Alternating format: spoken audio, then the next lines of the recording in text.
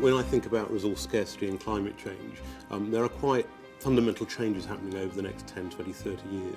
Firstly, the number of people on the planet is going to grow, and by 2025 we could have 8 billion, by 2050 9 to 10 billion.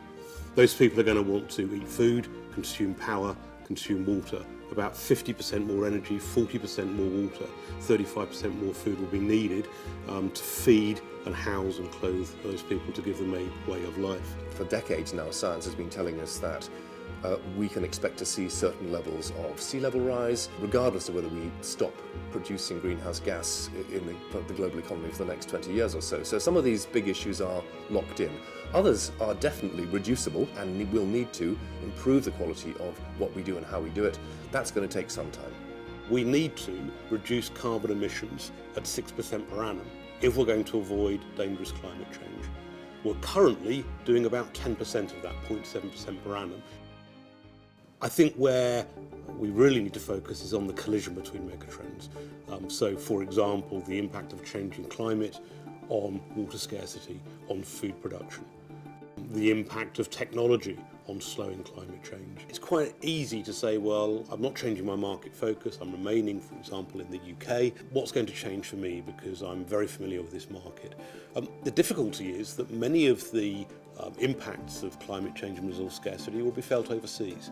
But because of the global nature of supply chains in particular, then those impacts will come back to the UK. How fast is this change happening? Where will it happen?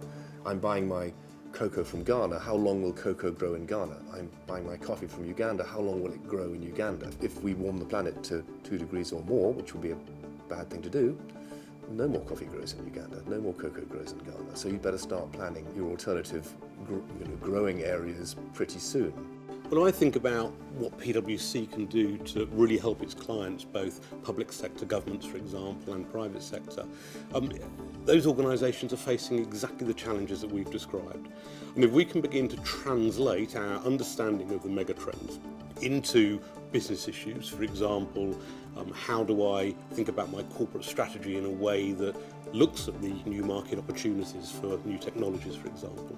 What risks do I face in my supply chain? How do I reduce costs and reduce dependence on scarce natural resources? Smart companies are looking at something like water and mapping the world over the next few decades and saying, where are the people going to be?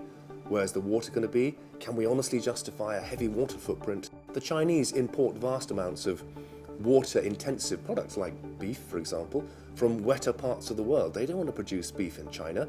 They want to use their water for something else. So it's already becoming a virtual currency.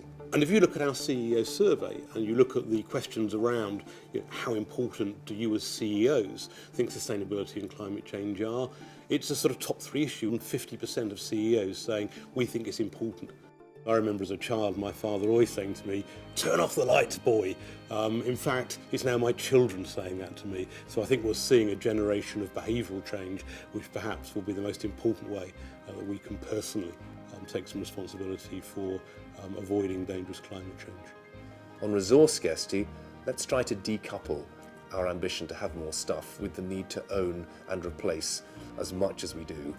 And that doesn't need to be a bad place. That doesn't mean to say you're darning your socks for the next 30 years, but it does mean waste less, choose carefully, and be aware. I think we have an absolutely brilliant opportunity to help our clients understand the global context of these megatrends, both from a domestic market point of view, but as they expand overseas, and we're a global firm. We all know that prevention is better than cure.